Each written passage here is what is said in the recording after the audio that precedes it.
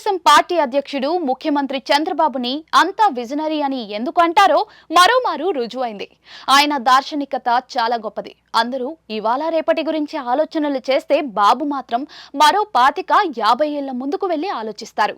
బాబు అలా మాట్లాడినప్పుడు చాలా మంది దానిని పెద్దగా పట్టించుకోక విమర్శలు చేసినా కూడా తర్వాత కాలంలో ఆయన చెప్పినదే నిజం అయ్యింది అని అంగీకరించిన సందర్భాలు అనేకమే ఉన్నాయి. బాబు ఇప్పుడు ఒక్కటే స్లోగన్ ని గట్టిగా వినిపిస్తూ ఉన్నారు. ఆయన ఎక్కడికి వెళ్ళినా ఏ వేదిక ఎక్కినా కూడా పదే పదే అదే మాట అంటూ ఉన్నారు. ఏపీలో పిల్లలను కనండి అని ఆయన ఒక ఇంటికి పెద్ద ఆయన మాదిరిగా చెప్తూ ఉన్నారు. ఈ రోజున పిల్లలను కంటేనే రేపటికి రాష్ట్రం నిలిచేది అని చెప్తూ ఉన్నారు. తాజాగా కృష్ణా జిల్లా పర్యటనలోనూ బాబు ఇదే చెప్పుకొచ్చారు. పిల్లలను కనకపోతే ఈ ఊళ్ళన్నీ కూడా మరో 10-20 ఏళ్లకు ముసలోళ్లతో నిండి ఉంటాయని కూడా ఆయన అంటూ ఆందోళన వ్యక్తం చేశారు. నిజానికి బాబు అన్నది అక్షర సత్యమని నిరూపించే గణాంకాలు ఇప్పుడు ముందుకు వచ్చాయి. ఏపీలో జనాభా పెద్ద ఎత్తున క్షీణిస్తోందని ఆ గణాంకాలు వెల్లడిస్తూ ఉన్నాయి. ఈ రోజున చూస్తే ఏపీలో ఒక్కో కుటుంబంలో సగటు సభ్యుల సంఖ్య 3.7% పడిపోయింది అని లెక్కలు వెల్లడిస్తూ ఉన్నాయి. ఇదే జాతీయ సగటు రేటుతో పోల్చి చూస్తే కనుక అక్కడ 4.3% ఉంది.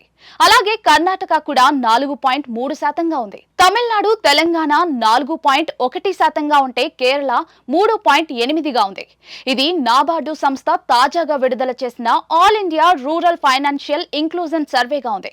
ఈ సర్వే నివేదికల ప్రకారం చూస్తే కనుక ఇప్పటికీ అన్ని దక్షిణాది రాష్ట్రాల్లో జనాభా పరంగా అతి తక్కువ శాతంగా ఉన్నది ఏపీ మాత్రమే అని అంటున్నారు. అదే ఉత్తరాదిలో సగటున కుటుంబ సభ్యుల సంఖ్య 5 నుంచి ఎక్కువగానే ఉంది. ఉత్తరప్రదేశ్లో చూస్తే 5%, బీహార్లో 4.8% దాకా ఉంది. అంటే అక్కడ భార్యాభర్తలకు కనీసంగా 3 పిల్లలు ఉంటున్నారు అన్నమాట.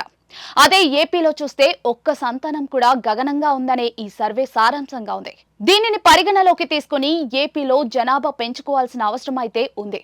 జనాభాతోనే నిధులు వస్తాయి. రాజకీయంగా సీట్లు పెరిగి చట్ట సభలలో పలుకుబడి, అధికారం వంటివి కూడా పెరుగుతాయి. మరి ఈ విషయం తెలిసే చంద్రబాబు పిల్లలను కనమని కోరుతూ ఉన్నారు.